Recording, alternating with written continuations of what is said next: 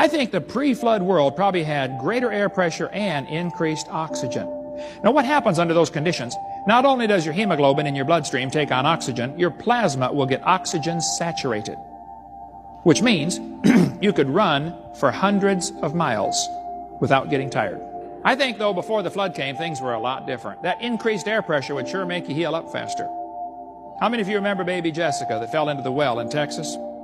She was 18 months old, her left leg slipped down the pipe, her right leg came up behind her, and she slid down 20 feet inside an 8-inch steel pipe. She was down there for 2.5 days. They tore up the neighborhood getting that kid out of that well. I mean, it was an amazing rescue. Got to really praise those guys for the work they did. When they got her out, lots of her body had turned black from lack of circulation. Her right leg was totally black. It had been twisted around behind her, stuck in her face from behind for 2.5 days. One doctor said, we got to cut her right leg off immediately. The other doctor said, hey, before we start cutting stuff off, let's put her in a hyperbaric oxygen chamber. They stuck Jessica in a chamber, filled it up full of pure oxygen, and pumped it up to double normal pressure. Within a few hours, her leg turned pink. They restored circulation. In West Germany, they're treating all stroke patients with hyperbaric oxygen and getting amazing recovery from strokes.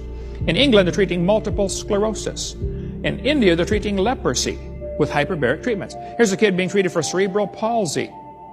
They're finding now if they give people more oxygen during surgery, only half as many get nauseated and only half as many have infections afterwards. A friend of mine in Oregon has his own hyperbaric chamber, cost $250,000. He let me go in it for 6 times. They call it a dive. You sit in there, they close the door, and they pressurize it.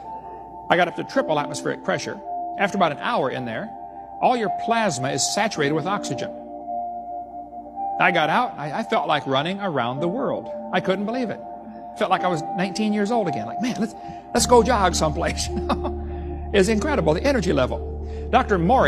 Ki Mori in Tokyo, Keio University in Tokyo, started raising a tomato plant under pressurized carbon dioxide, so I've heard, and filtered sunlight.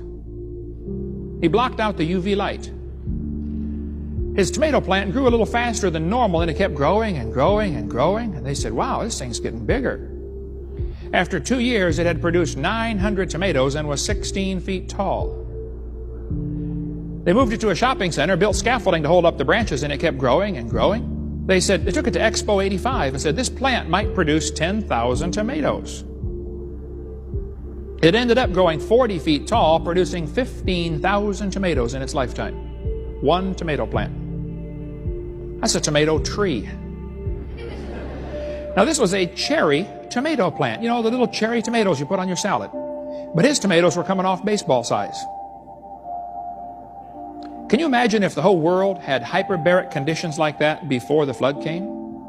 The plants would grow like crazy. You would need the dinosaurs just to mow the grass.